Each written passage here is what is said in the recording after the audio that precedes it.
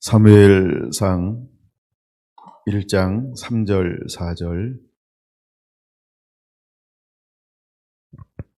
사무엘상 1장 3절 4절.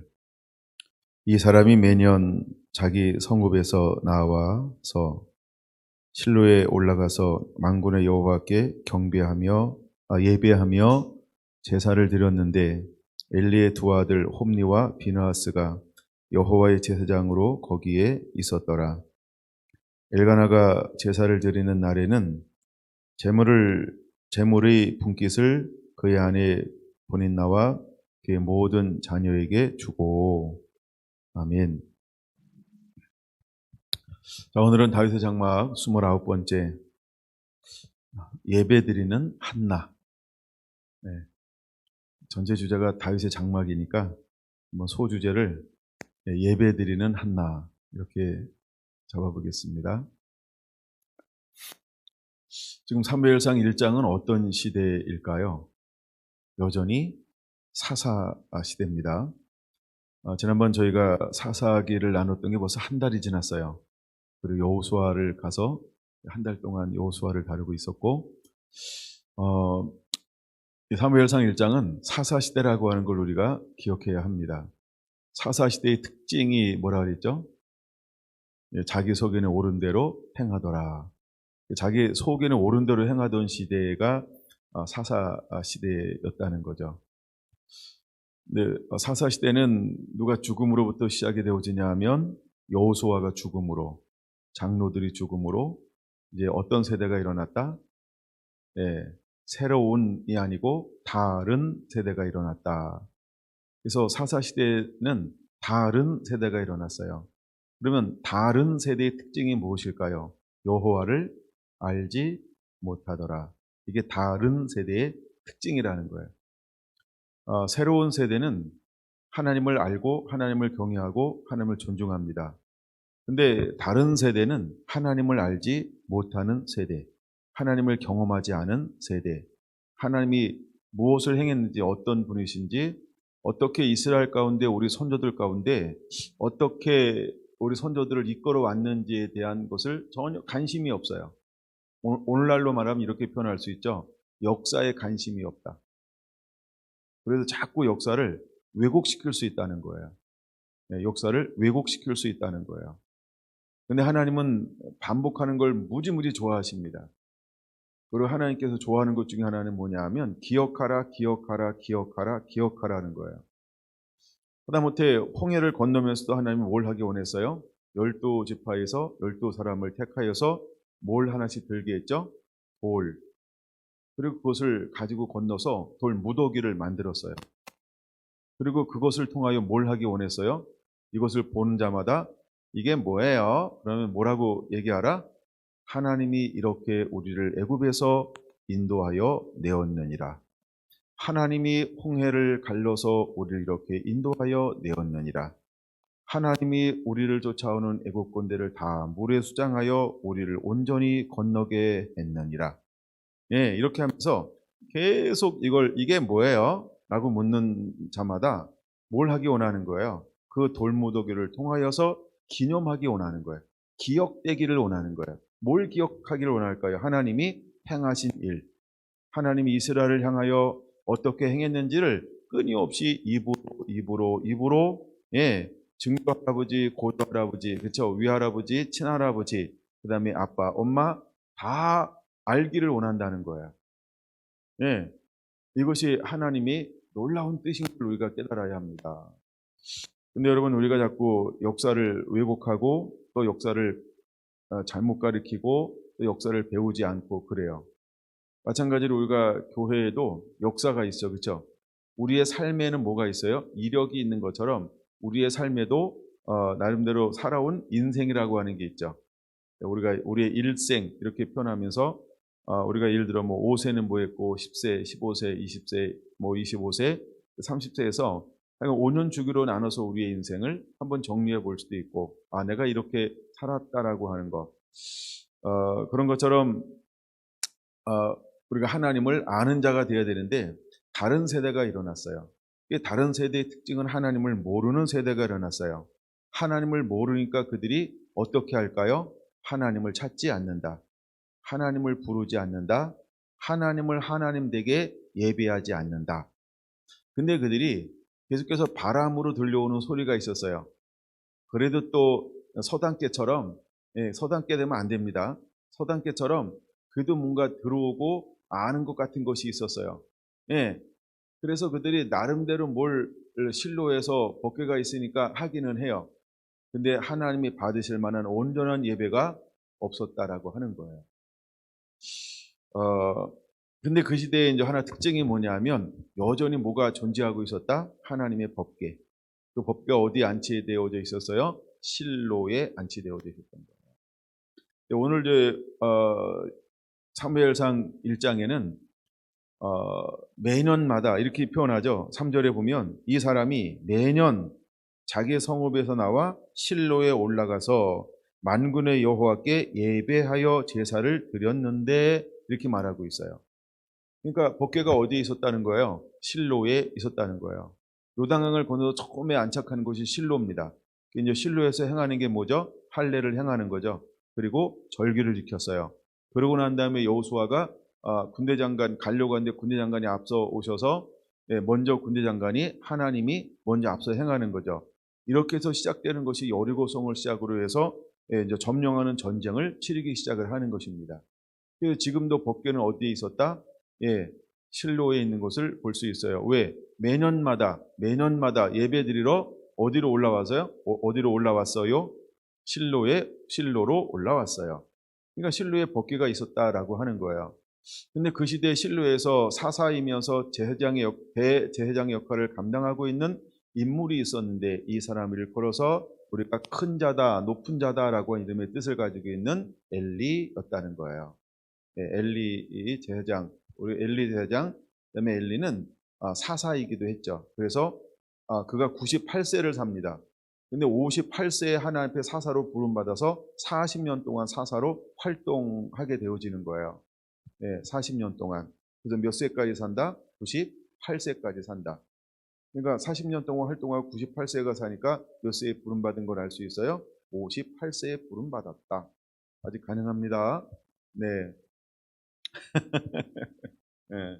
그래서 이제 엘리가 그 시대에 사사이면서 제사장의 역할을 감당하고 있었습니다. 우리가 잘 기억해야 하는 부분이 있어요. 여러분, 우리가 다른 세대고 하나님을 찾지 않고 예배하지 않고 또 하나님께 묻지 않고 자기 속에는 옳은 대로 행동하는 그 시대에도 누가 있다? 우리에게 중요한 사상이 하나 있어요. 그게 뭐냐면 남은 자의 사상이라고 표현합니다.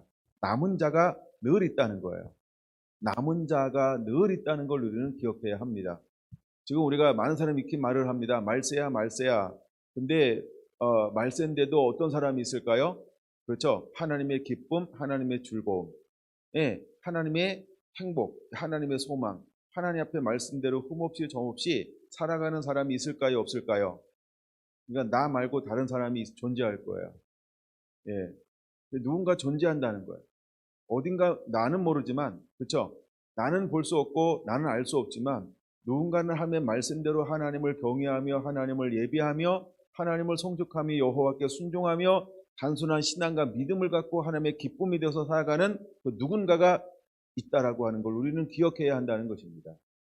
근데 하나님은 언제나 누구랑 일하기를 원하시냐 하면 그런 사람이요.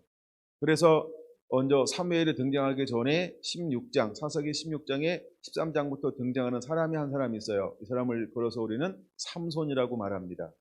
근데 삼손의 부모가 굉장히 중요하죠. 이 사람은 그 암흑 시대임에도 불구하고 자기 속에는 옳은 대로 행동하는 정말 믿음과 신앙이 무너진 그런 시대에 살고 있었어요.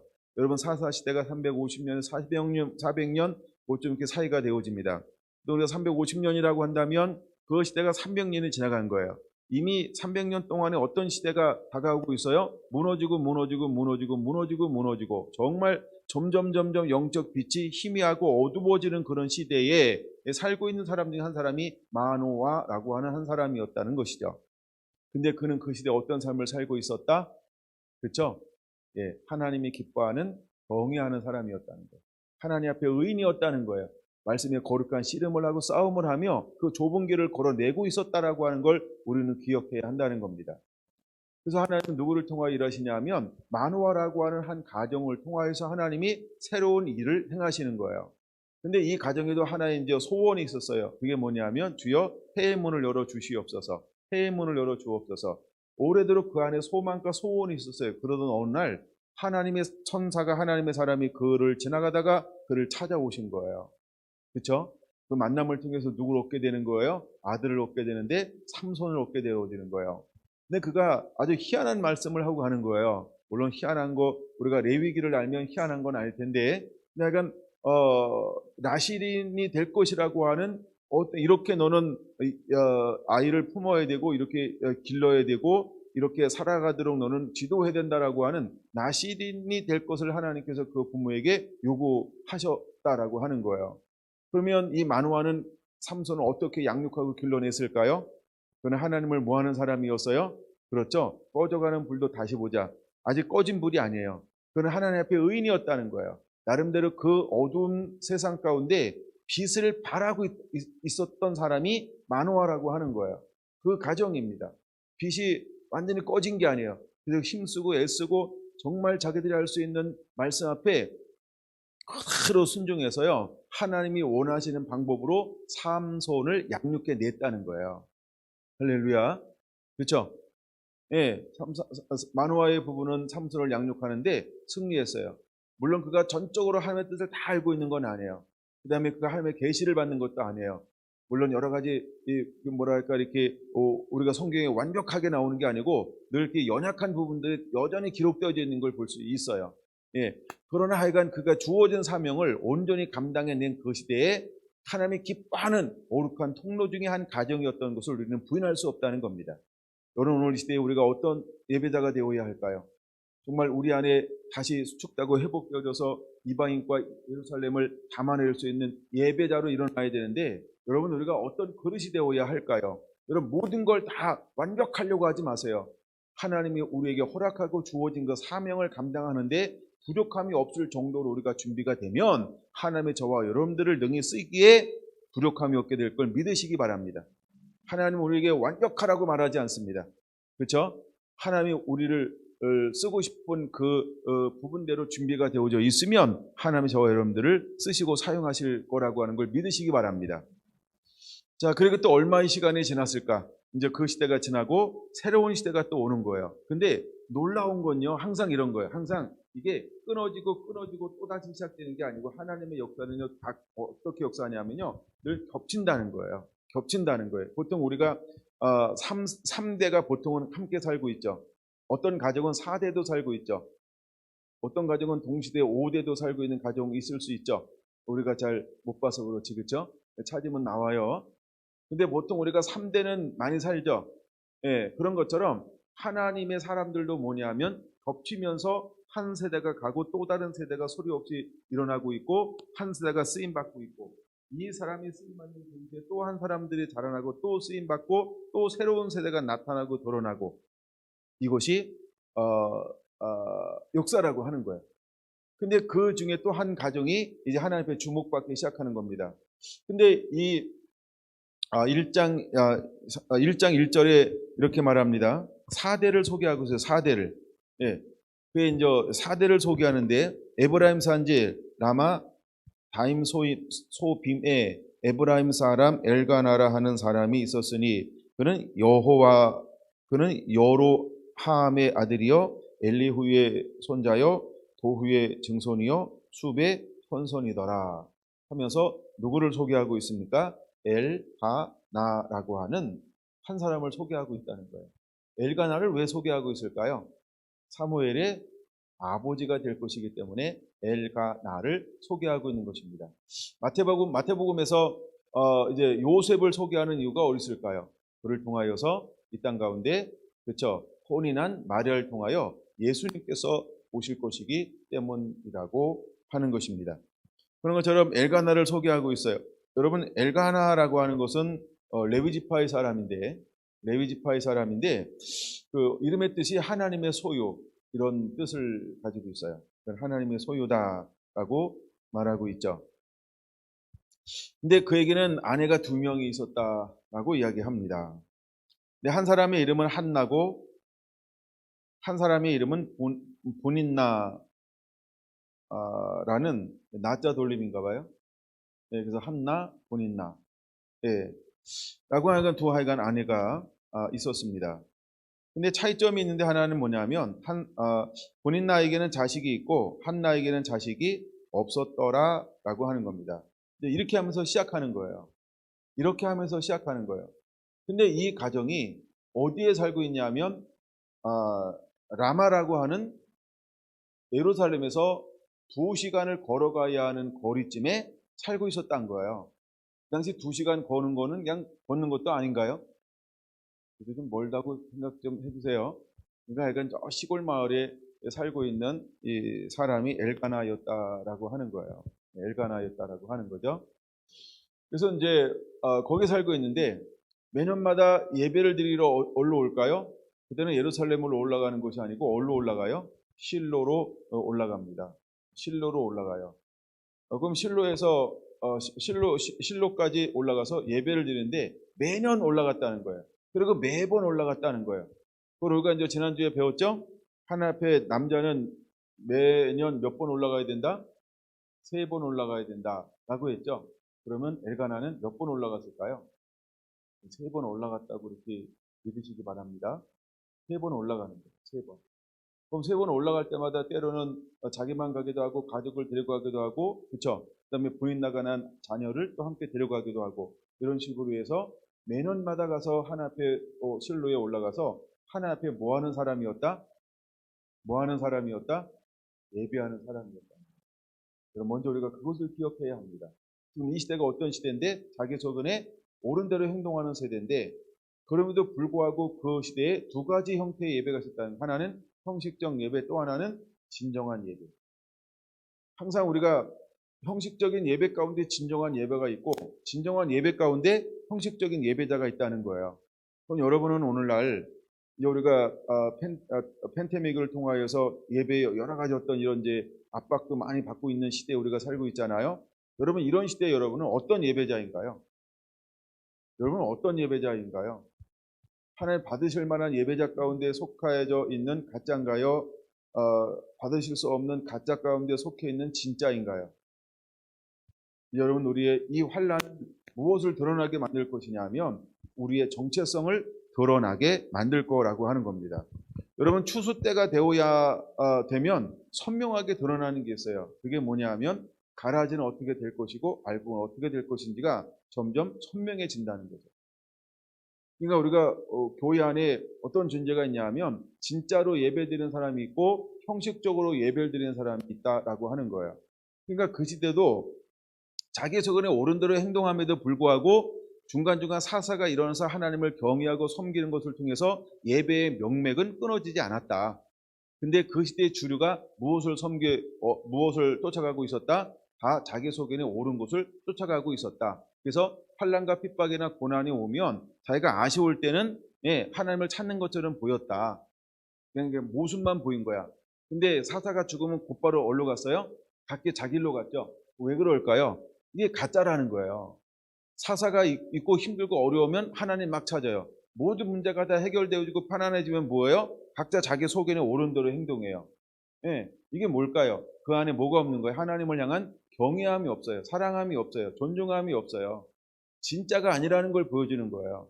이런 세대가 350에서 400년 동안 지금 흘러가고 있다라고 하는 거예요. 근데 그 한 지점에 이르러서 이제 사사시대의 막바지에 이르러서 또 매년마다 예배를 드리러 올라가는 한 가정이 있었는데 그 가정이 어떤 가정이었다? 레위 지파였는데 엘가나라고 하는 가정이었다. 근데 그게 아내가 2명이 있었어요. 하나는 보닌나라고 하는 거예요. 하나는 이제 보닌나라고 하는 여인이 있었고요. 또 한 여인은 한나라고 하는 여인이 있었어요.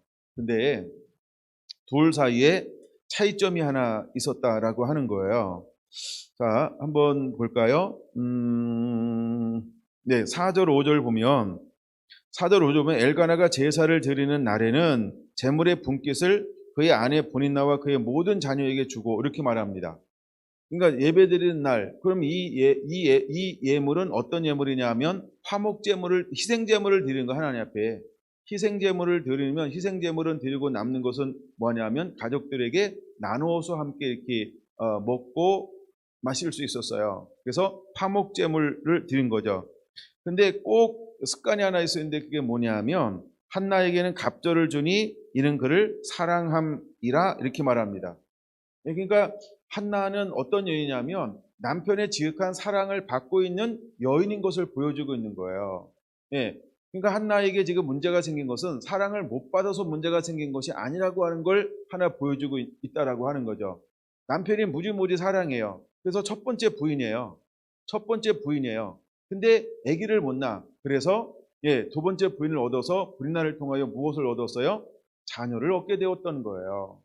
그런데 이제 남편이 습관적으로 너무 사랑하니까, 그리고 미안한 거? 이게 표현이 맞는지 모르겠네. 그래가지고 꼭 분깃을 2배를 줘요. 아기도 없는데, 입은 하나밖에 없는데. 예, 근데 아기도 있고 입도 2개인데 뭘 줘요? 그냥 늘 똑같이 줘요. 이거 주는 것을 통하여서 본인나가 어떤 마음이 들었냐 하면 6절에 보면 이렇게 말을 해요. 본인나가 그를 심히 격분하게 하여 괴롭게 하더라 이렇게 말하고 있어요. 예, 본인나가 심히 격분하여 그를 괴롭게 하더라 이렇게 말하고 있어요. 그럼 괴롭히는 이유가 무엇 때문에 괴롭히는 걸까요? 7절 보면 나와요. 매년 한나가 여호와의 집에 올라갈 때마다 남편이 그같이 함에 분인나가 그를 격분시키므로 이렇게 말하고 있어요. 그렇죠?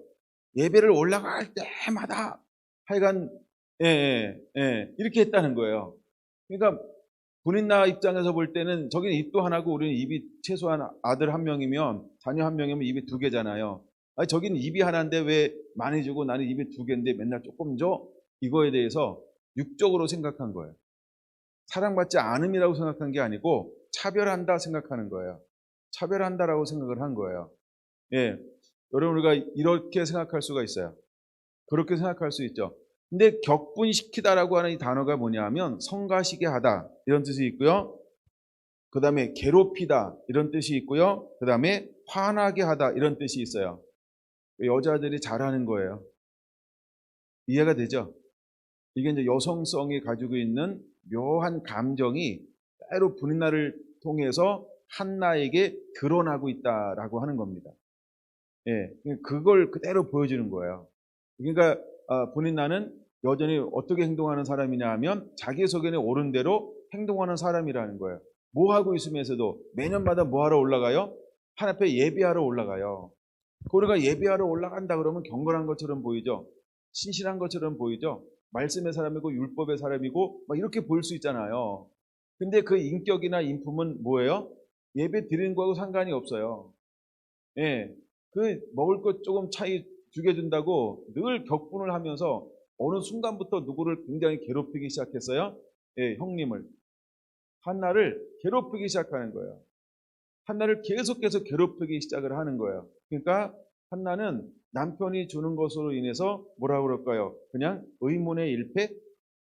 요즘에 표현하는 것처럼 이런 걸 당하는 거죠.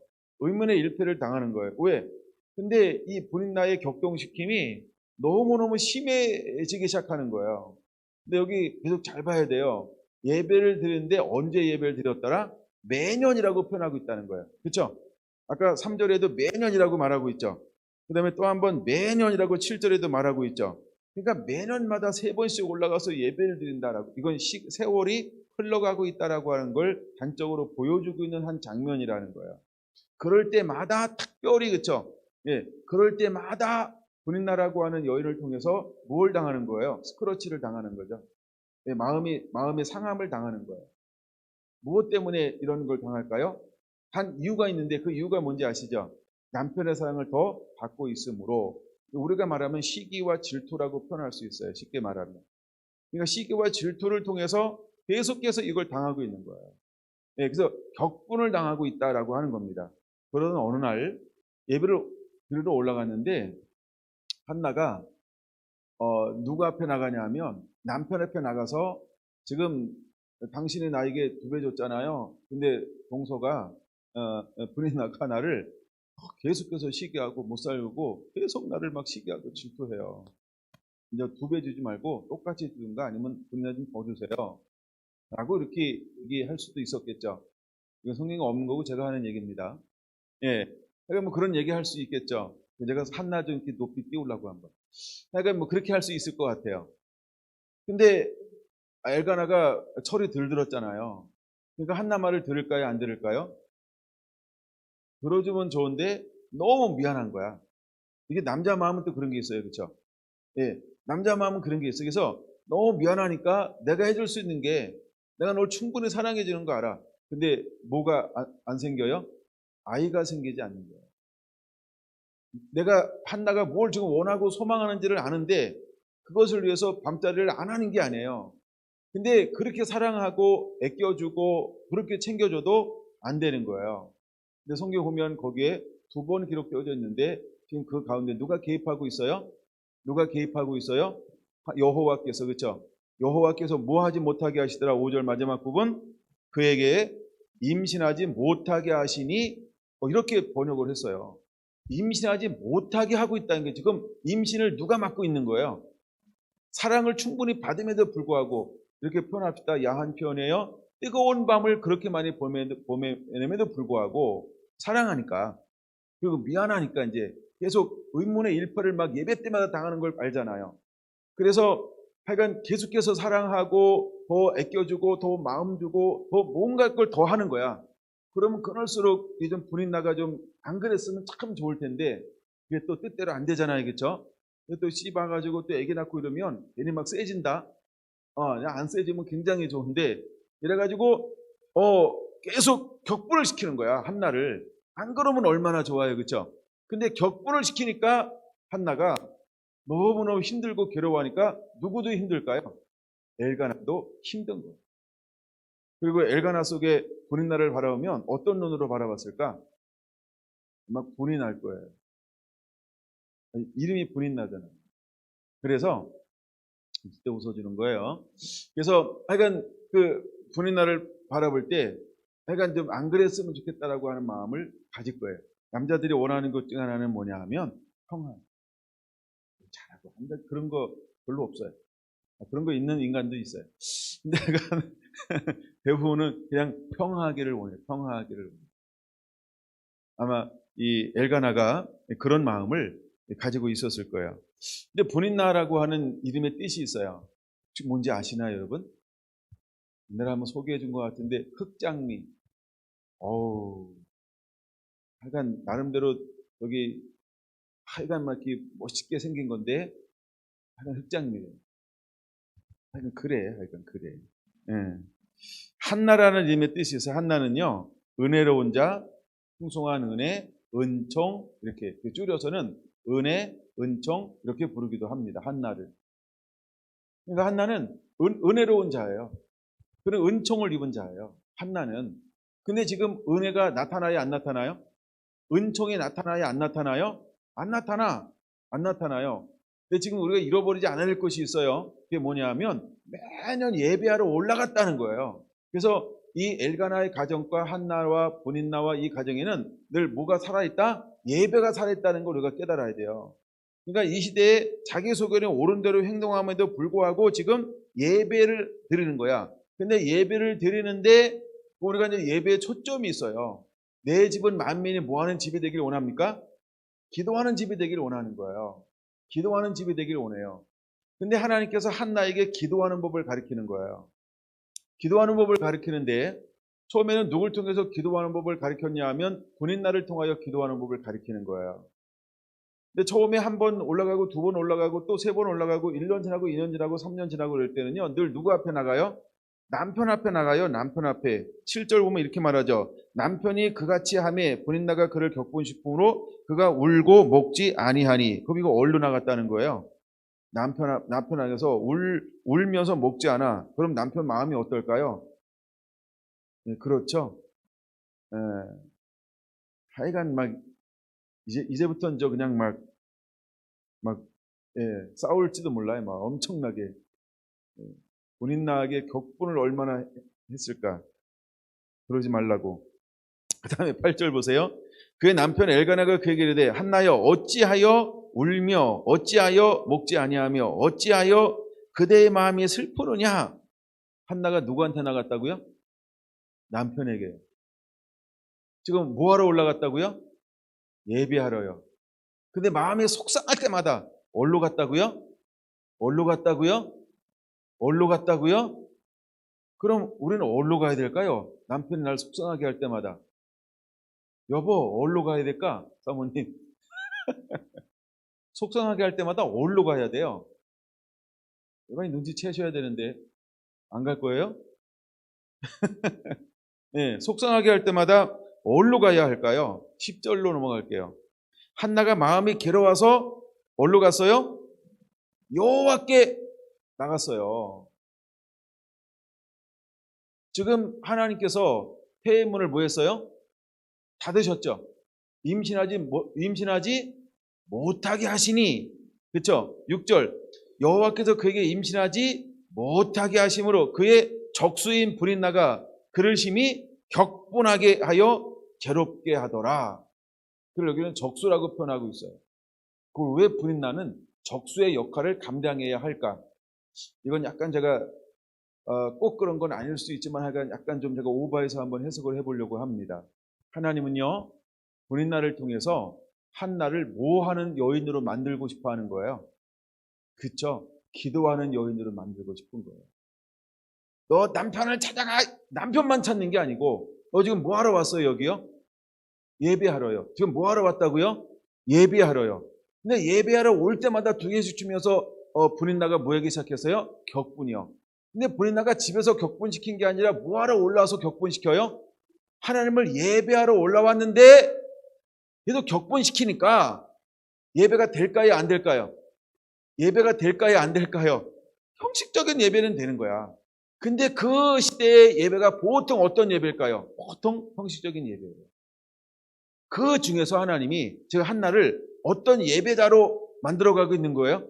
그렇죠? 하나님을 찾아라. 네 생각대로 남편에게 나가지 말고 이제는 내게로 나와라. 내게로 나와라. 야, 남편에게 나가서 내 마음을 쏟아놓지 말고 내게로 나와서 마음을 쏟아놓을 수 없겠니? 야, 남편에게 가가지고 운다고 해결되겠니? 야, 내게 나와서 좀 통곡할 수 없겠니? 야, 남편에게 나가서 내 마음 만져주세요. 남편이 만져준다고 너 지금까지 격분되지 않았어? 야, 차라리 내 앞에 나와서 내 마음을 만져주세요, 하나님. 이라고 해라. 라고 하는 걸 하나님이 지금 보여주고 있다는 거예요. 이거 굉장히 중요한 거 같네요. 반복할 수 없어요. 제가 생각이 안 나서. 꼭 기억하셔야 됩니다. 근데 여기 단어가 다 기록되어져 있어요. 여러분 보세요. 자, 격분시켰죠. 7절에 보니까, 자, 울고 먹지 않았어. 그때는 8절 남편이 뭐라고 이야기합니까? 어찌 우느냐? 어찌 우느냐? 그러니까 남편이 진짜 사랑하긴 하나 봐. 먼저 위로하잖아. 미쳤나? 왜 진짜 짜고 있지? 이러지 않고, 그쵸? 이런 남편분도 소망을 가지시기 바랍니다. 네. 그래도 약간 엘가나가 엄청 사랑하긴 했나 봐, 그쵸? 예, 그러니까 뭐 찔찔 짜고, 에이! 집에 가서 집에. 예배 올라올 때마다 도대체 예배하는 거야, 지금. 망치는 거야, 막 이러면서 막 이렇게 하지 않았어요, 그쵸? 하여간, 그래도 이 정도면 괜찮은 것 같아. 그 다음에 두 번째, 어찌하여 먹지 아니하느냐. 이게 뭐예요? 마음을 만든다. 그쵸? 그러니까 엘가나가요, 한나를 정말 사랑하긴 사랑하나 봐. 네. 어찌 우느냐? 어찌 먹지 않느냐? 내 마음이 아프잖아. 이러면서 막, 그쵸? 그 다음에 세 번째 뭐라고 얘기해요? 어찌하여 그대의 마음이 슬프냐? 그대의 슬픔은 나의 슬픔이야. 한나, 내가 어떻게 해줄까? 그러니까 2배 주는 거야. 남자는 단순하거든. 먹는 거 주면 해결되는지 알아. 그럼 여자들은 지혜로워야 돼. 먹는 거 주면 해결될 줄 아는 남자에게 좀 해결된 것처럼 반응해주면 안 될까? 지혜로운 여자들이요. 거다 대고 꼭 이런다. 내 마음도 몰라주고 뭐 이러면서. 그럼 남자들이 여자 마음을 어떻게 알아? 그렇죠?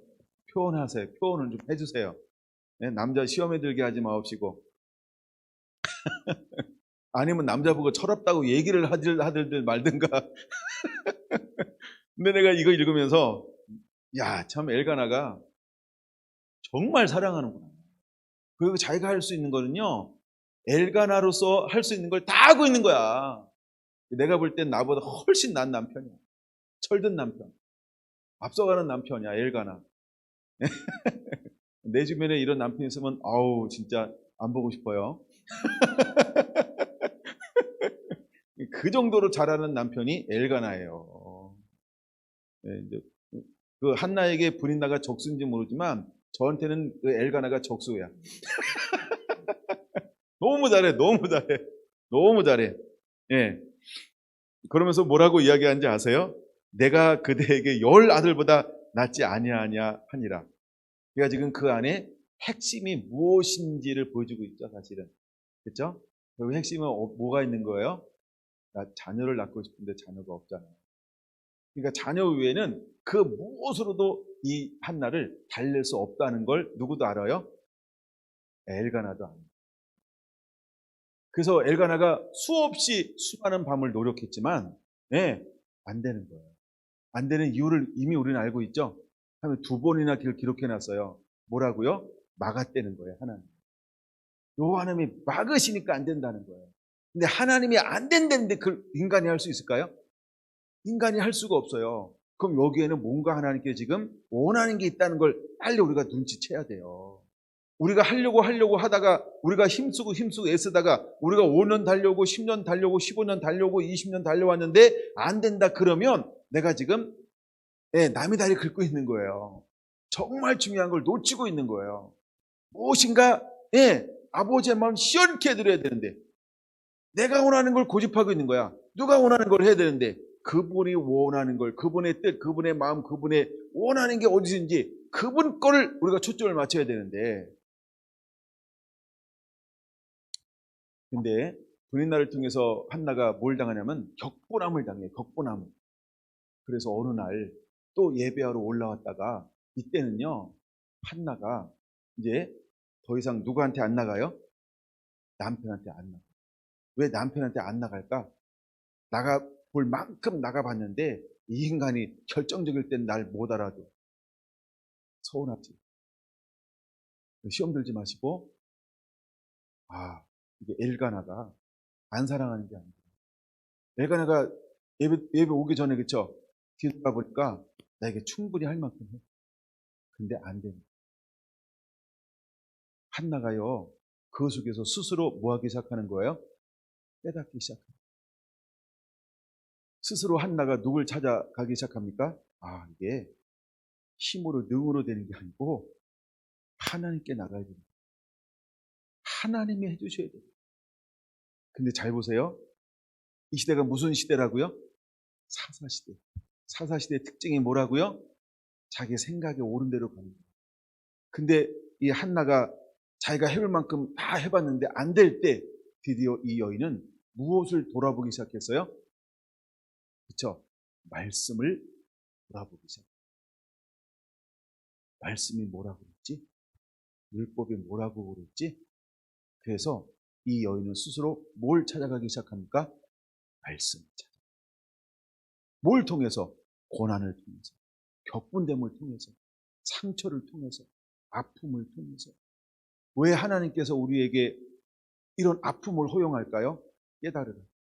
깨달으라. 이건 보세요. 우리가 이런 비유 하나 있잖아요. 낚시를 하는데 고기 잡는 법을 가르쳐 줘야 돼요? 아니면 고기 밑에 가서 장소에서 껴줘야 돼요? 그러니까 잡은 고기를 주면은 이 친구는 고기를 잡을 줄 몰라요. 끊임없이 뭘 가르쳐요? 실패해도 오늘은 빈 바구니 가지고 와도 시장 가서 그냥 뭐 월척을 사오는 한이 있어도 뭘 가르쳐야 돼요? 낚시하는 법. 그 어느 순간 이는 스스로 고기를 낚아채기 시작. 하나님은 한나에게 지금 무엇을 가르치기를 원하는 거예요? 나를 찾는 것, 나를 갈망하는 것, 나를 구하는 것. 왜 너는 남편에게 나가서 우니? 왜 넌 남편 하면서 울며 먹지 않니? 왜 넌 남편 앞에서 내 마음을 좀 달래줘, 내 마음을 만져줘? 왜 네 마음을 남편에게 토로하니? 이제는 어떻게 하라고 그러는 거예요? 남편에게 가지 말고 내게 나와서 행복할 수 없겠니? 내게 나와서 작정하고 금식하는 거죠. 작정하고 절실함으로 금식을 하잖아 지금. 안 먹는 게 금식이잖아, 그렇죠? 굶지 말고 내 앞에 나와 절실하게 절망적을 가지고 나한테 한번 구할 수 없겠니? 나야. 너 내게 나와서 내 마음을 토설하면서 너 나한테 한번 호소할 수 없겠니? 하나님이 지금 뭘 하고 있는 거예요? 8절에 어찌하여 어찌하라고 하는 이 세 단어가 그냥 나오는 단어가 아니라는 거예요. 여러분들이 여기서 무엇을 배워야 할까요? 이제는 사람 앞에 나가는 게 아니고요. 한나처럼 이 고난과 이 아픔과 이 수많은 격분된 밤을 예배 드리러 올 때마다 막 맨날 정신없어? 그러니까 그 가정은요, 어쩌다 예배만 올라오면 콩가루가 돼. 차라리 예배 안 올라가는 게 훨씬 편할지 몰라. 그렇죠? 예배만 올라오면 저것들이 싸우고 뒤지고 아이고 속보자 제발 안 그랬으면 좋겠는데 그래가 어떨 때는 막 한나 달리고 어떨 때 불이 나가가지고 제발 좀 안 그러면 안 되겠냐고 얼마나 이 노력했을까, 그렇죠? 근데 이게 안 되는 거예요. 불이 나는 불이 나대로 영적 건의알이 안 들어오고요. 한나는 한나대로 영적 건의알이 안 들어오고요. 아이고. 그러던 어느 날 누가 깨닫는 거예요? 누가 깨닫는 거예요? 한나라는 한 여인이 깨닫기 시작해요. 남편도 나를 달래줄 수 없고 그 무엇도 나를 달래줄 수 없고 하면서 어찌하여라고 하는 것을 이제 남편에게 나가는 게 아니라 누구를 향하여 나가기 시작합니까? 그렇죠? 하나님을 향하여 나가기 시작하는 거예요. 그래서 10절에 이렇게 말하는 거예요. 한나가 마음이 괴로워서 아까 세 번째가 마음이 슬프냐? 이렇게 말했죠. 근데 마음이 괴로워서 이제는 그 괴로움을 가지고 뭘로 나가기 시작합니까? 여호와께 나가. 그리고 어떻게 합니까? 기도하고, 그렇죠? 그 다음에 통곡하며 할렐루야 어찌하여가 하나님 앞에 10절을 통해서 8절을 10절로 변화시켜 버렸어요. 남편에게서 여호와 하나님께로 변화시켜 버렸어요. 그리고 새로운 거 하나가 11절에 첨부되기 시작합니다. 그게 뭘까요? 이제는 서원하여. 뭔 거예요? 깨달은 거예요. 이제는 안 거예요. 아, 이게 능으로 힘으로 되지 않구나. 엘가나가 날 안 사랑해서가 아니구나. 브린나가 나쁜 동서기 때문에 그런 게 아니거든요. 뭘 깨달은 거예요? 아하, 내게 문제가 있었구나. 하나님을 내가 찾지 않았다. 내가 하나님을 한 데게 예배하지 않았다.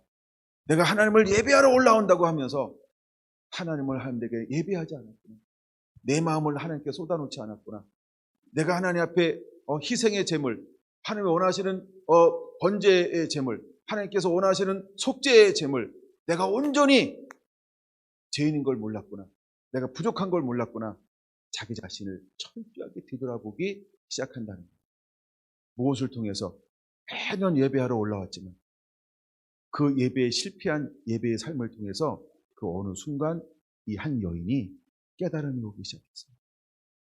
그래서 이 여인은요, 누구를 향하여 나가기 시작하냐 하면 하나님을 향하여, 여호와 하나님을 향하여 정말 수없이 예배하러 올라왔지만 이번 예배만큼은요, 이 여인에게는 변화된 예배가 드려지기 시작합니다. 한 번도 해보지 않았던 예배를 하나님 앞에 드리기 시작하는 거예요. 여러분 안에 다윗의 무너졌던 장막이 회복되어지게 되길 원합니다. 여러분, 우리의 진정한 돌파는 무엇일까요? 그럼 제가 가끔 얘기하지만 머리에 띠 띈다고 해결되는 거 아닙니다. 우리가 하나님을 하나님에게 예배할 때 하늘문이 열려야 합니다. 하나님이 움직이셔야 할 줄로 믿습니다. 하나님이 행하시는 것입니다. 할렐루야. 그래서 기독교인들은 핍박할 이유가 없어. 너무 연약해. 네. 우리가 하는 것은 무릎 꿇는 일이야. 우리가 하는 것은 말씀대로 사는 것, 그거 위에는 다른 방법이 없어요. 배양한다고 되는 게 아니고 싸운다고 되는 게 아니고요.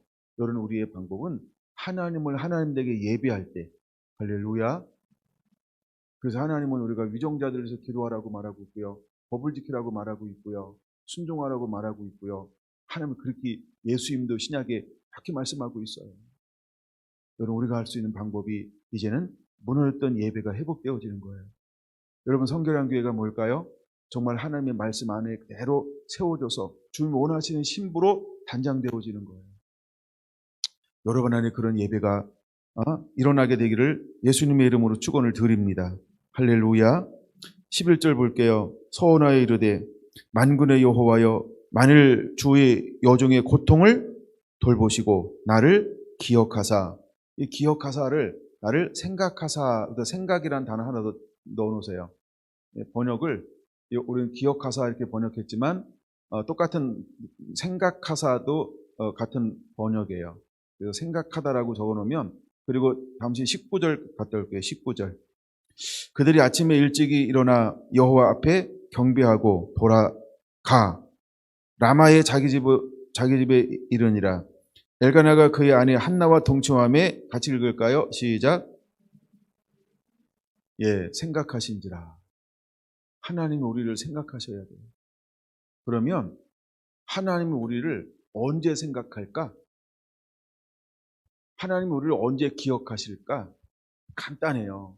하나님이 원하시는 예배를 드리면, 우리가 하나님의 말씀 안에 머무르면 하나님은 우리를 생각합니다. 여러분의 출애굽기 1장에 기억하는지 모르겠어요. 그들이 부르짖더니 하나님은 뭘 기억하사? 뭘 생각하사? 아브라함의 언약, 이삭의 언약, 야곱의 언약을 기억하사. 그렇죠? 여러분, 우리가 부르짖어 기도할 때, 하나님을 하나님에게 예배할 때 하나님은요, 하나님의 언약을 기억하시는 거예요. 그리고 생각하사라고 하는 건 하나님이 우리에게 긍휼을 베풀고 자비를 베풀고 은혜를 베푸는 거예요. 하나님의 태문을 열지 아니하면 우리의 노력은 허사라고 하는 걸 알아야 돼요. 할렐루야. 할렐루야. 하나님이 열어주셔야 돼요. 하나님이 열어주셔야 돼요. 여러분, 우리가 시험관 수술이 쉬운가요? 굉장히 힘들고 고통스럽다고 이야기하잖아요. 그럼 시험관 하면 다 아기를 이렇게 뭐랄까 이렇게 착상이 돼서 임신이 되나요? 그것도 아니죠. 그것 또한 뭐예요? 의술의 기술을 빌린다 할지라도 하나님이 열어주셔요. 그래야 착상이 되는 거예요. 있습니까? 그러니까 우리의 힘으로만 되는 게 아니라는 거예요. 네? 그러니까 이 10절에 이렇게 하나님 기억하사, 그 다음에 이제 11절, 다시 1장 11절, 나를 기억하사 나를 생각하사 주의 여종을 잊지 아니하시고 주의 여종에게 아들을 주시면 내가 그의 평생에 그를 여호와께 드리고 삭도를 그의 머리에 대지 아니하겠나이다 라고 이 한나가 드디어 하나님 앞에 어떤 기도를 드리고 있나요? 어떤 기도를 드리고 있는 거예요? 우리가 서원 기도라고 표현하고 있는 거죠. 그래서 그 서원하여 이르되 이렇게 말하잖아요. 하나님 앞에 그는 서원 기도를 하나님 앞에 올리고 있다라는 거예요. 여러분, 서원 기도는 언제 하나요? 참 우리가 어렵고 힘들게 살 때, 그때는 하나님 우리 아들을 하나님께 드리겠습니다 이래가지고요, 큰아들들이 참 죄종 많이 됐어요. 큰아들들이 힘들고 어렵게 살 때 하나님 내게 은혜 주시면 우리 아들 내가 하나님께 드리겠네. 그 다음에 처녀 때 신앙생활 은혜 받잖아요. 그럼 쭉 내가 가정을 이루어 아들을 주시면 내가 하나님께 드리겠네. 이래가지고 신학교 많이 갔어요. 하나님의 사람으로.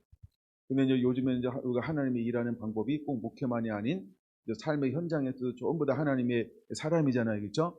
이런 개념으로 바뀌어서 정말 넌 하나님 나라와 의를 위해서 살아가라. 그래서 서원을 기도해서 각기각층으로 리더가 되고 머리가 돼서 영향력을 발휘하는 더 많은 사람들에게 복음을 전하고 영향을 끼치라라고 이제 그렇게 또 하나님 앞에 서원하는 분들도 많이 늘어나고 있습니다. 근데 이 한나는 그런 기도를 했다는 거예요. 하나님 내게 나를 생각하사 나를 돌아보셔서 내 태의 문을 여서 아들을 주시면 내가 그 아들을 하나님께 드리겠나이다. 근데 여기서 이 한나가 분인나라고 하는 격분을 통해서 한나는 무엇을 배웠을까요? 자기가 첫째는 깨지는 거예요. 교만함도 깨지고 형식적인 예배도 깨지고 미지근한 신앙도 깨지고 하나님을 향한 간절함이 없던 것도 깨지고 정말 내 소원이 막연함이었구나. 그냥 인간적이었구나. 그냥 단순히 아들 하나를 달라고 내 태문을 열어서 그냥 아들 있는 여인, 그냥 내가 뭐랄까 이렇게 사회적으로 최소한 욕먹지 않는 나를 위해서 구했구나. 이런 하나를 철저하게 내려놓기 시작했다라고 하는 거예요. 뭘 통해서? 그는 나의 덕분, 고난과 고통과 이 시련을 통해서 그것을 깨뜨리기 시작했다라고 하는 거예요. 그건 여러분 우리에게 어떤 문제로 인해서 오는 환란은 왜 하나님이 허용할까요? 왜 하나님이 허용할까요? 그걸 통해서 깨달으라고요. 하나님이 우리를 다듬는 방법이에요. 하나님이 우리를 다듬는 방법이에요. 그래서 하나님이 쓰고 싶어서 하나님이 일하라고 하나님이 우리를 만들어가는 방법이라고 하는 것입니다. 여러분이 그렇게 하나님 앞에 더 붙들림 당하게 되기를 예수님의 이름으로 축원합니다. 할렐루야. 하여간 이렇게 이제 기도했어요. 그랬더니 이제 엘리가 선포합니다. 17절 한번 볼게요. 17절.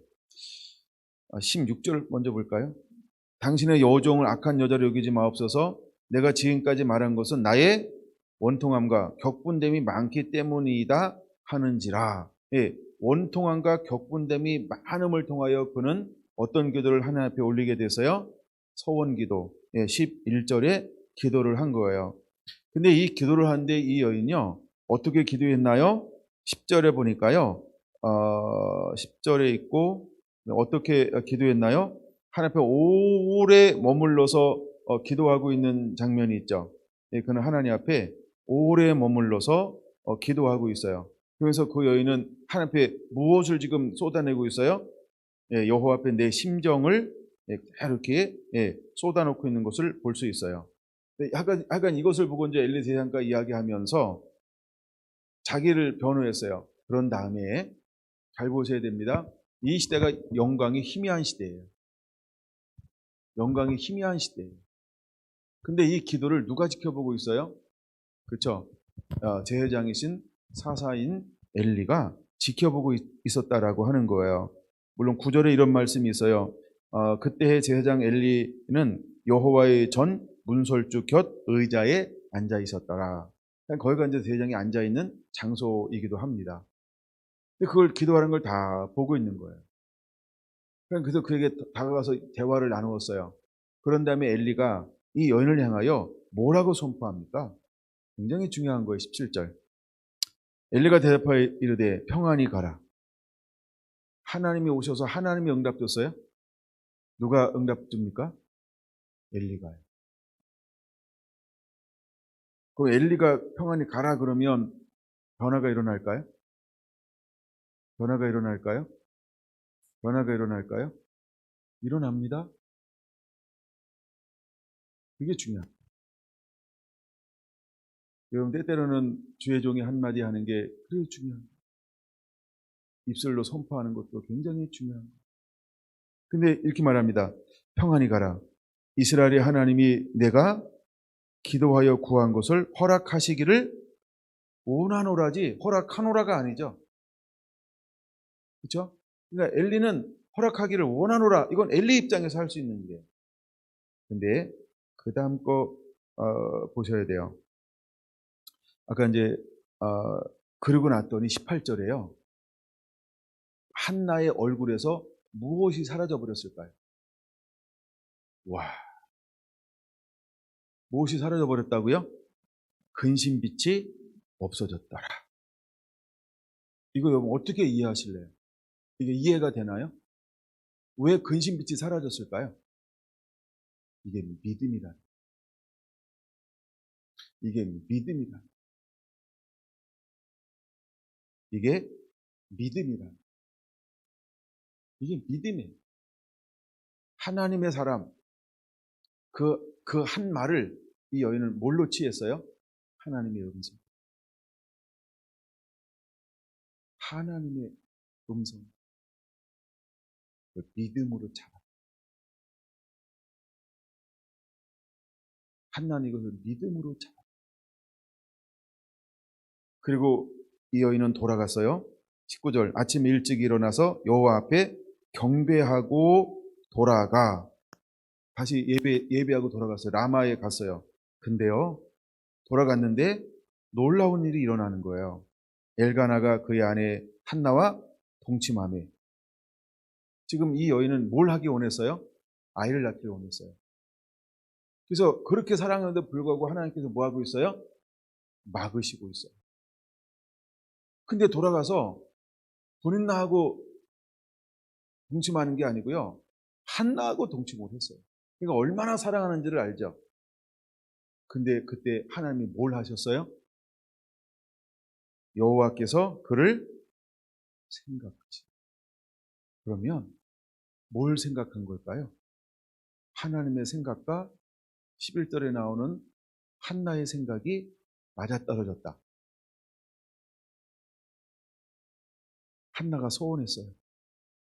그러면 하나님은 한나가 소원한 걸 어떤 마음으로 소원한 건지 아실까요? 모르실까요? 그렇죠? 연단돼서 다듬어져서 이제 한나는 마음이 흔들리지 않는 이 역경을 통과한 거예요. 내가 이제는 태문을 열어서 아들을 준다 할지라도 그 아들을 어떻게 할 걸 아셨을까요? 젖을 떼면 서원한 것처럼 그는 내게 드릴 거야. 하나님은 그걸 보신 거예요. 여러분, 보따리 먼저 찾지 마세요. 아직 수준이 다른 거예요. 하나님은 브린나를 통해서 그 대적이라고 표현하면서 격동시켰던 이유가 무엇일까? 하나님은 누군가를 통해서 이제 하나님의 손에 누군가 어릴 때부터 나신으로 들여지는 한 사람을 찾고 있었던 거예요. 제가 읽을 보면서 요한복음 4장의 생각이 났어요. 하나님은 어떤 사람을 찾으신다고요? 신령과 진정으로 예배하는 자를 찾으시고. 그럼 지금도 하나님은 어떤 사람의 관심을 가지고 있을까요? 누가? 그렇죠? 누가? 브린나에게 격동을 받으면서도 안 되니까 브린나가 막 일어나는 거야. 예? 누구 뭐 하려고? 한나를 만들어. 한나를 만들어. 진정한 예배자를. 왜 예배에 막 방해가 올까요? 예? 왜 예배에 막 방해가 올까요? 그럼 방해가 오는 것만 보지 마세요. 하나님이 허용하신다고 본다고 한다면 하나님 허용하는 거죠. 그러면 그 속에서 하나님은 누구를 찾아내기를 원할까요? 그 속에서 하나님은 누구에 관심이 있을까요? 그렇죠? 너 그럼에도 불구하고 신령과 진정으로 나를 나되게 예배하니 하나님은 그 사람에게 관심이 있다. 조금 불편하니까, 조금 불편하니까, 조금 불편하니까 우리식의 예배가 아닌 하나님이 기뻐 받으실 만한 그 예배자, 신령과 진정으로 예배하는 그 사람. 때로는 우리가 가정에서일 수도 있고 아니면 모이는 공동체 에클레시아 부름받은 공동체일 수도 있고 하여간 하나님이 찾는 사람은 신령과 진정으로 예배하는 그 사람을 지금도 하나님은 찾고 계시다는 것 우리는 기억해야 한다는 겁니다. 왜 하나님은 그 사람을 찾고 있을까요? 잃어버린 이스라엘의 빛을 발하기 위해서. 소망 없고 희망 없는 어둠 가운데 있는 이방 민족에게 일어나 빛을 발하라. 그러면 다 소망 없고 희망이 없어. 그럼 거기서 빛을 발하기 위해서 우리가 어떤 마음을 가져야 될까요? 그럼에도 불구하고 격동함에도 불구하고 엘가나가 아니라 하나님 앞에 나가서 내 마음을 토하고 토설하고 고통을 하나님 앞에만 호소하는 거예요. 하나님만 의지하고 하나님만 바라보는 거예요. 할렐루야. 그 예배자. 그 예배자. 그리고 주여 이제 나에게 왜 이런 고통을 허락하셨나요? 지금 내가 어떻게 나를 향한 하나님의 뜻이 무엇입니까? 내가 어떻게 하기를 원하시나이까? 라고 하나님의 뜻을 구하기 시작하는 그 예배죠. 우리가 고통당하지 않으면요, 많은 부분에서 예배를요 드리러 왔는데 신령과 진정은 안 될 수 있어요. 그래서 아버지의 뜻이 어디 있는지 관심 없어요.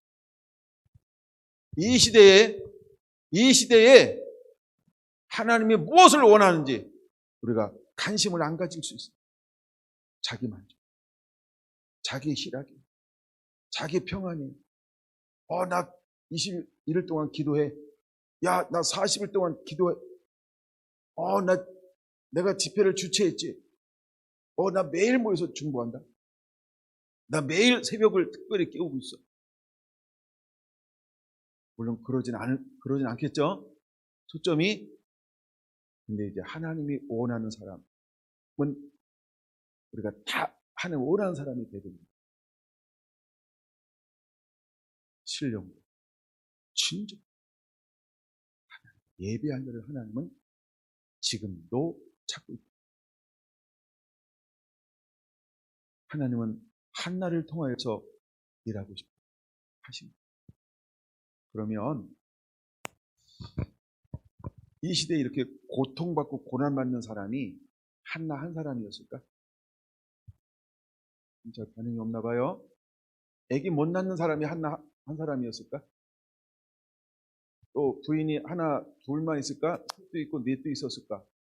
그래가지고 나 출산하지 못하니까 한나만 이렇게 괴롭힘을 당했을까?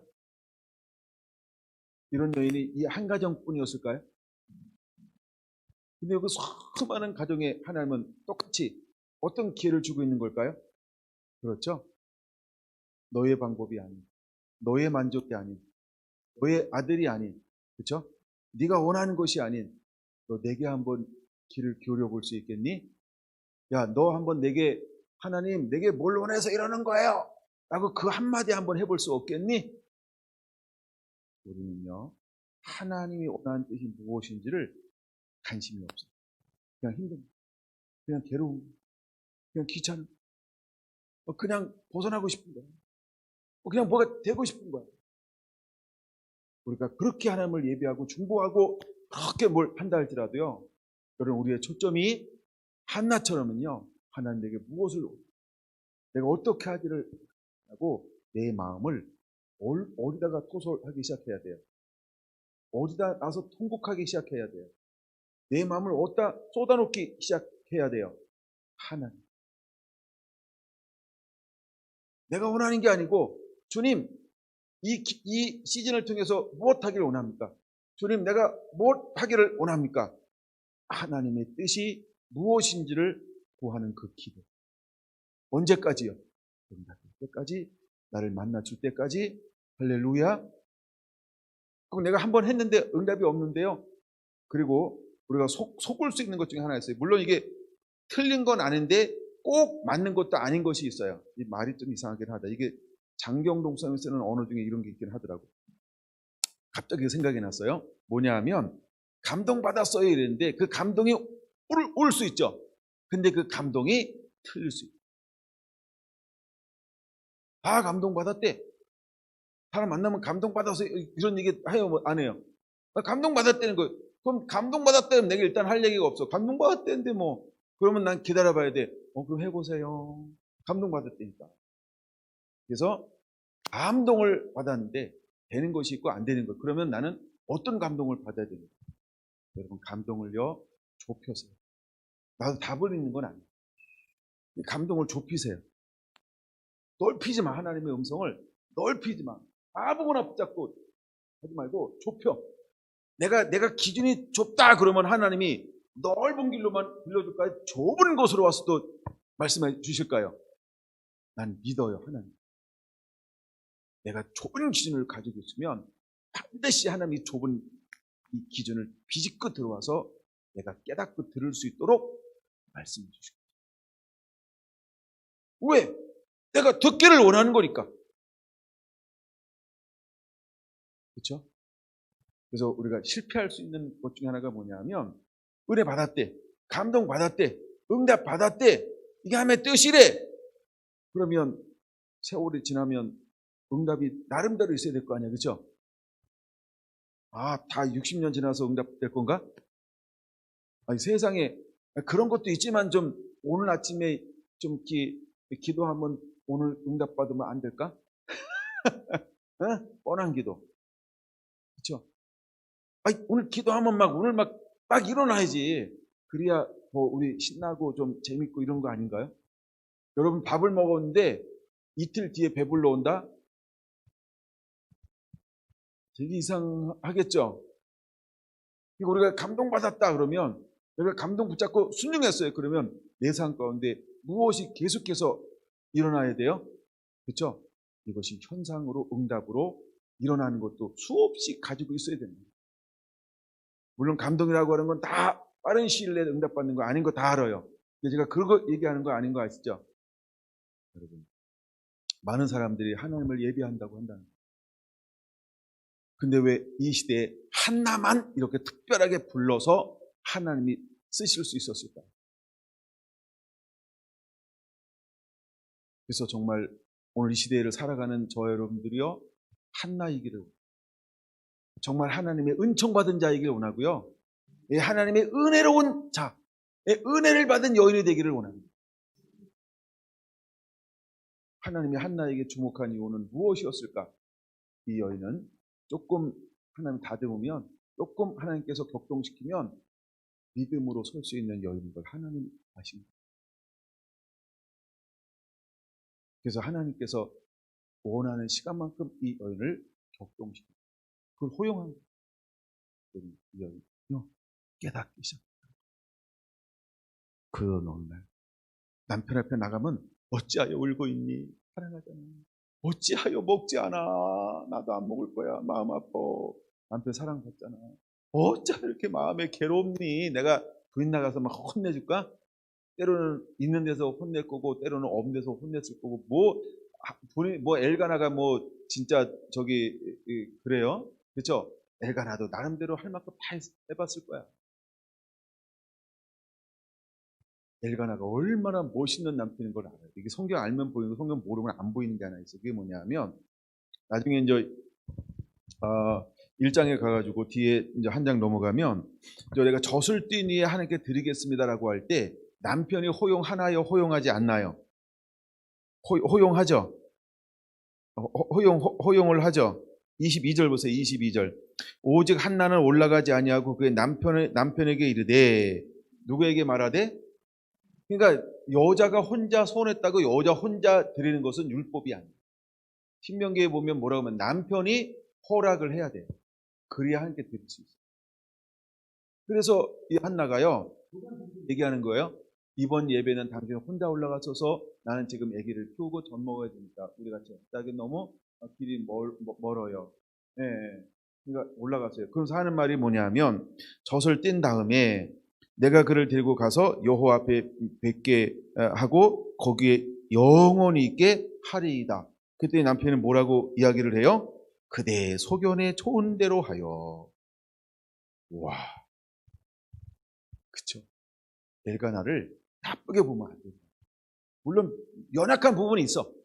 연약한 부분이 다 있어. 저도 연약한 부분이 얼마나 많은지 몰라요. 근데 엘가나가요, 이 한나를요 얼마나 사랑하면, 자 보세요. 한나가 뭐 때문에 그렇게 오랜 세월 동안 울며 슬퍼하며 힘들고 괴로워 있을까? 그러면 엘가나 마음은 안 찢었을까? 안 아팠을까? 아니, 하나님이 기껏 그렇게 해서 줬는데 그거 드리면 너 또 없어가지고 또 부린다고 싸우면 이 집안 꼴이 뭐가 돼? 그 남자는 막 뿔따고 난다? 이거 감당해낼 수 있겠어요?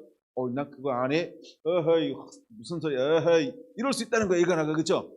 쓸데없는 소리 이럴 수 있다는 거예요, 그쵸? 근데 이렇게 했을 때 엘가나가 뭘 택해요? 그쵸? 이게 엘가나의 신앙이고 엘가나의 믿음입니다. 하나님이 그냥 한나의 가정을 택하는 게 아니에요. 그리고 하나님께서 1장 1절에 엘가나의 네 가문을 그냥 소개하는 게 아니라 여러분, 이 가문은 비록 사사시대였지만 그래도 나름대로 뭐 하고 있는 거예요? 몸부림치고 있는 가정, 이렇게 보면 돼요. 제가 표현을 일부러 그렇게 하는 거예요. 왜? 사사시대니까. 전부 자기소개를 옳은 대로 행동하니까.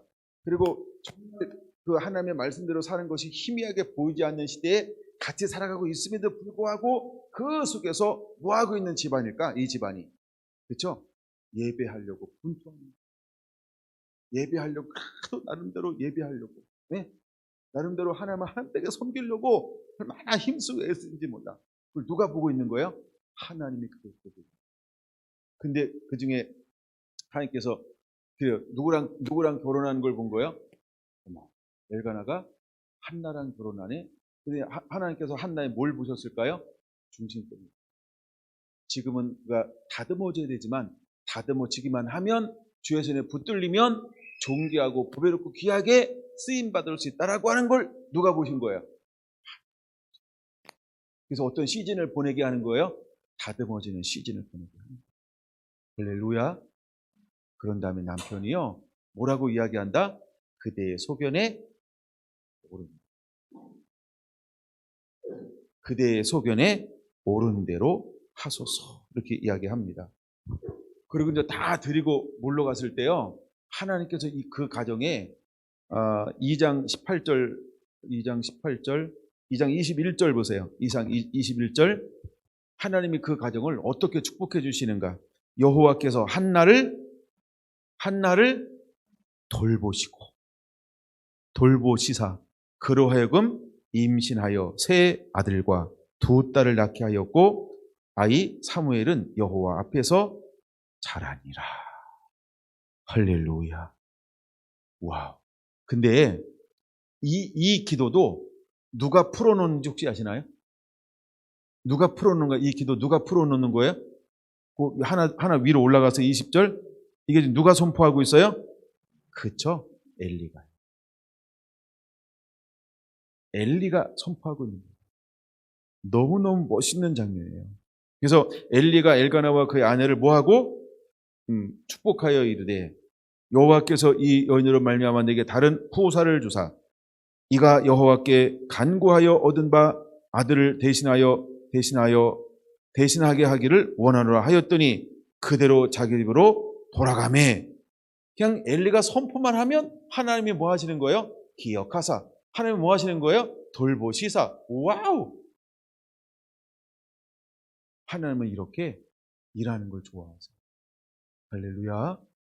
할렐루야. 하여간 제가 이제 엘가나를 보려고 거기까지 넘어갔어요. 이것이 엘가나의 신앙이다.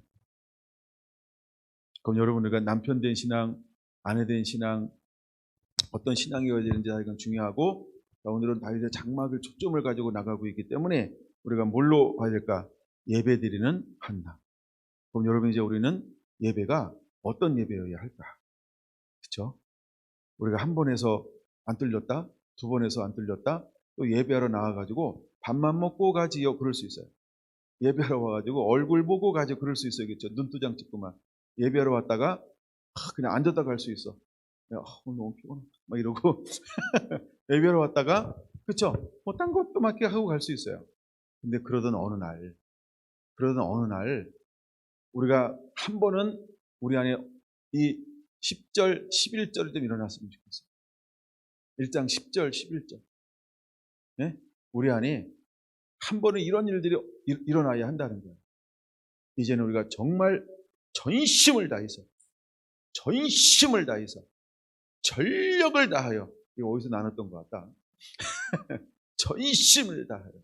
오늘 가정의 신방에서 나눴던 말씀이라는데 아는 분만 웃는 거예요. 그래서 막 전력을 다해서 너의 성숙함을 드러내라 했던 것처럼 우리가 이런 예배자가 됐습니다. 이것이 한나라는.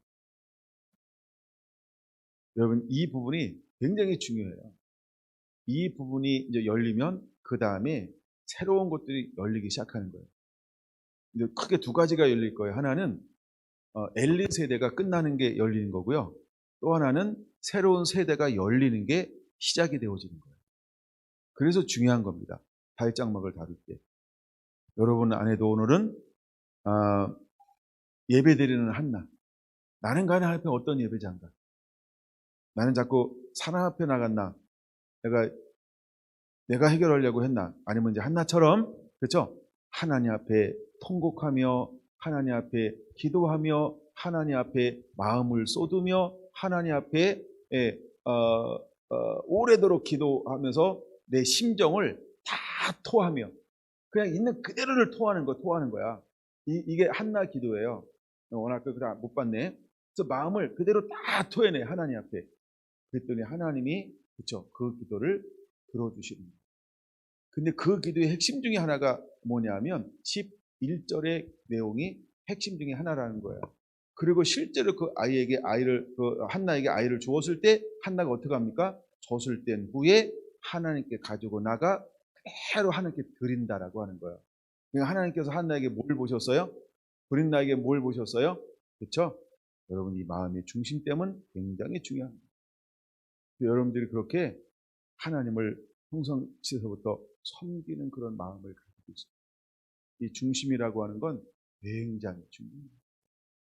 네, 네, 네. 그래서 우리가 사람을 볼 때 얼굴 보는 게 아니고 뭘 보라고 많이 얘기해 주죠? 성품이에요, 성품. 마음을 보라고 그러죠? 성품이 중요해요. 얼굴은 몇 년 합니다. 얼굴은 의술도 있단다. 이러고 이제 근데 마음은 의술로 안 돼. 이러잖아요. 그렇죠? 그래서 하나님은요.